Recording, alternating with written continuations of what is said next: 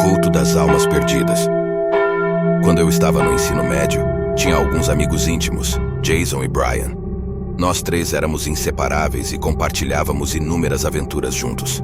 No entanto, chegou o momento de nos formarmos, e nossa amizade seria colocada à prova pela distância.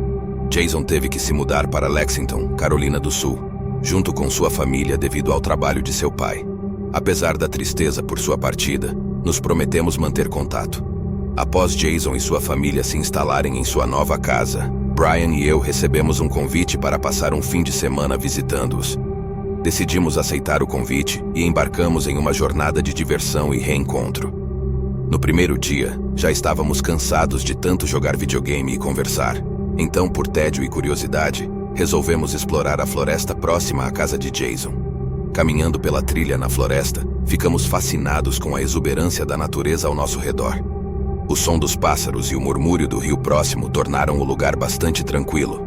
Porém, nossos olhos curiosos nos levaram a se perder na densa mata. Percebemos que não sabíamos mais em que direção seguir o rio, se rio acima ou rio abaixo. Não conseguíamos ouvir sons de civilização, o que nos deixou apreensivos. Sem conseguir contato com os pais de Jason para nos resgatarem, decidimos continuar seguindo o curso do rio, na esperança de encontrarmos alguma saída daquela situação. A floresta parecia interminável e não encontrávamos qualquer estrada ou sinal de civilização por perto. Caminhando incertos, chegamos a uma clareira onde encontramos uma igreja antiga, feita de tijolos vermelhos, com o estacionamento de terra e a estrada de terra que levava a ela bastante invadidos pela vegetação e arbustos. Curiosos e esperançosos de encontrar ajuda, Brian e eu decidimos entrar na igreja. Ao nos aproximarmos, ouvimos o som de música gospel e vozes cantando lá dentro. Ficamos aliviados com a presença de pessoas e imaginamos que poderíamos pedir ajuda e informações sobre como retornar à casa de Jason. Entretanto, ao adentrarmos o antigo edifício, notamos que ele parecia ainda mais dilapidado do que parecia do lado de fora. A igreja estava repleta de dezenas de pessoas vestidas modestamente, mas com olhares vagos e hostis. Uma senhora idosa, de cabelos brancos e óculos de aro de chifre, que tocava o piano da igreja, interrompeu a música ao nos ver. O silêncio foi ensurdecedor. Apenas o rangido dos bancos de madeira ecoava naquele lugar. Com coragem, Jason pediu desculpas pela interrupção e explicou que estávamos perdidos e que precisávamos usar o telefone para ligar para seus pais nos buscarem. Entretanto, ninguém respondeu. Apenas nos olharam com hostilidade. A sensação era angustiante. E, sem receber qualquer ajuda, recuamos devagar para fora da igreja e deixamos que a porta se fechasse atrás de nós. Já do lado de fora, compartilhamos olhares repletos de medo e incerteza. Decidimos seguir em frente, procurando outra maneira de sair daquele lugar. Continuamos subindo pela estrada de terra, e enquanto Brian mencionou que não havia símbolos religiosos como cruzes ou qualquer sinal cristão na igreja, olhamos para trás e notamos que um grupo de homens havia saído da igreja e nos observava atentamente. Aquela visão nos aterrorizou e começamos a correr desesperadamente pela estrada de terra. Finalmente, após uma angustiante meia hora, chegamos a um posto de gasolina muito antigo e mal conservado, que parecia ter saído de um filme antigo. Entretanto, ao entrar, percebemos que as prateleiras estavam quase vazias e empoeiradas. Um homem de aparência desgastada, excessivamente bronzeado, com um rosto sujo e oleoso e um boné de beisebol, estava atrás do balcão lendo um livro velho e desgastado.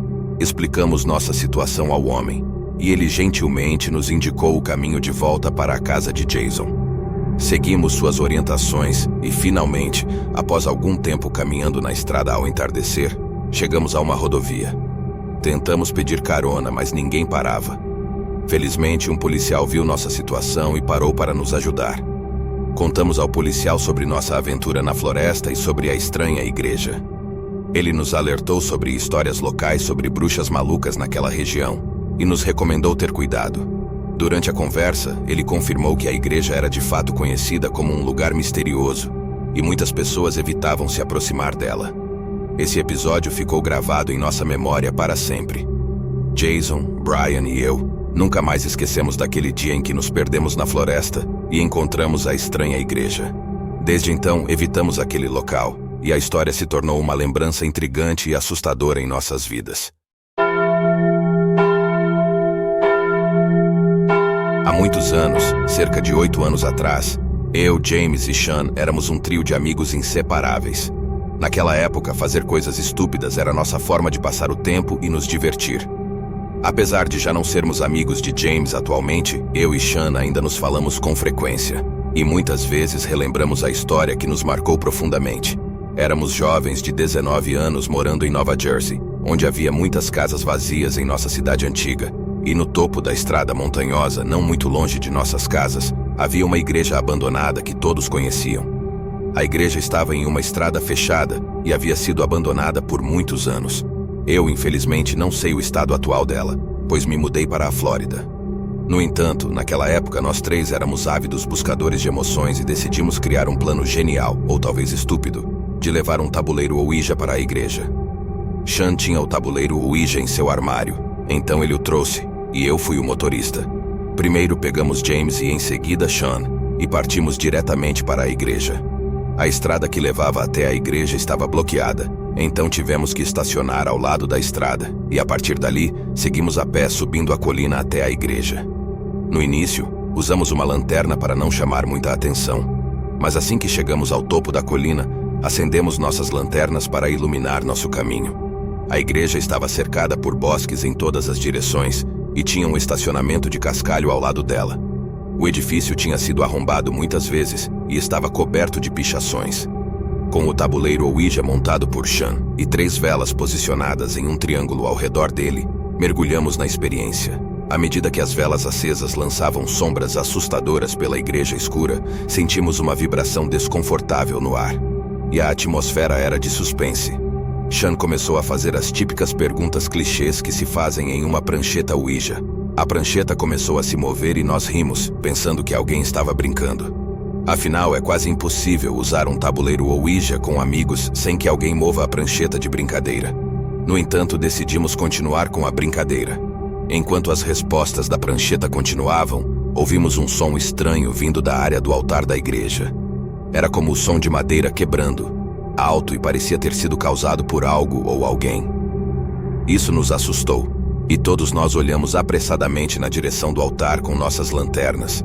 Não encontramos ninguém lá, mas o medo começou a crescer em nossos corações. Nesse momento, outro som assustador interrompeu o silêncio, antes mesmo de termos a chance de acender nossas lanternas novamente. Algo caiu sobre o tabuleiro Ouija, fazendo com que todos nós pulássemos e gritássemos. Era uma pedra do tamanho de uma bola de golfe. Todos nós juramos que nenhum de nós a tinha colocado lá. Em pânico, deixamos o tabuleiro Ouija e as velas para trás. Descemos a colina correndo e voltamos para o meu carro, apavorados com a ideia de que algo pudesse estar nos seguindo. Dirigi todos nós de volta para a casa de James, onde ficamos sentados dentro do carro por uma boa meia hora, conversando e tentando entender o que aconteceu. Sean, sendo muito religioso e supersticioso, estava convencido de que tínhamos encontrado algum tipo de espírito na igreja. Eu, por outro lado, não acreditava em nada disso e acreditava que outra pessoa poderia estar lá conosco, o que era igualmente aterrorizante. No dia seguinte, James voltou à igreja para recuperar seu tabuleiro Ouija, mas para tornar as coisas ainda mais estranhas, o tabuleiro Ouija havia desaparecido. As velas ainda estavam lá, mas o tabuleiro não. Assustados e sem entender o que realmente aconteceu, decidimos deixar o assunto para trás e não retornar à igreja novamente. Essa experiência continua sendo a mais assustadora de minha vida.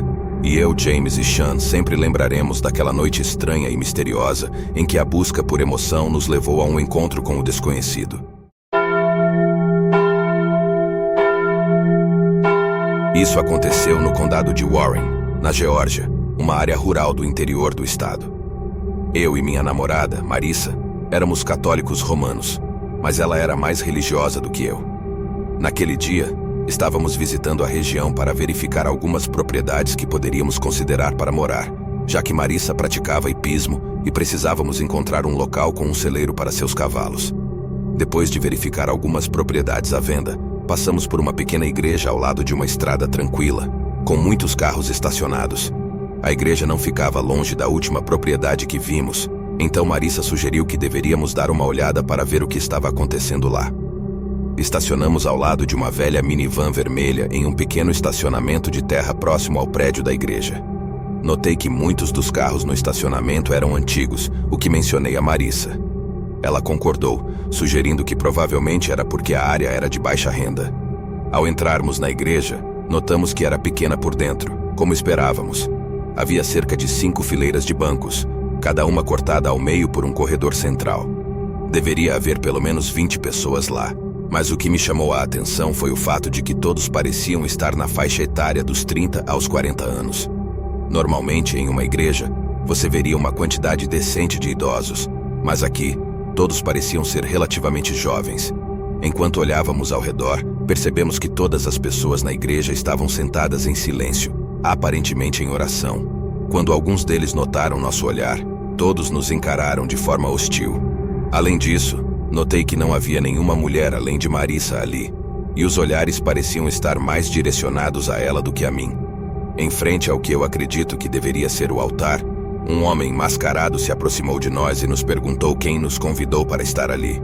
Resolvi responder por nós e disse que estávamos passando e vimos que algo estava acontecendo na igreja. Então decidimos entrar. O homem não parecia ser um padre, e aquilo definitivamente não parecia uma igreja católica romana. O homem mascarado nos ordenou que fôssemos embora imediatamente, e todos na igreja continuavam nos encarando de maneira hostil. Sem questionar, levantei-me e puxei Marissa para sairmos. Assim que saímos da igreja, corremos para o carro. Não perdemos tempo sentados lá, e eu imediatamente tirei o carro do estacionamento. Enquanto dirigíamos, percebemos a mesma minivan cinza nos seguindo pelo retrovisor. Decidimos ir direto para o estacionamento de segurança pública e a minivan continuou dirigindo na estrada, passando por nós. Só nos sentimos seguros quando chegamos lá. Ao olhar para trás, ficamos preocupados com o fato de que alguém estava nos seguindo. E a situação estranha da igreja só aumentou nossas suspeitas. Nunca entendemos o que aconteceu naquele dia. Por que alguém nos seguia? Por que uma reunião tão estranha acontecia em plena luz do dia? E por que não trancaram a porta da igreja? Depois desse episódio perturbador, nunca mais consideramos o condado de Warren como uma opção para morar. Continuamos nossa busca em outras áreas, mas nunca esquecemos a experiência sinistra que tivemos naquela pequena igreja rural.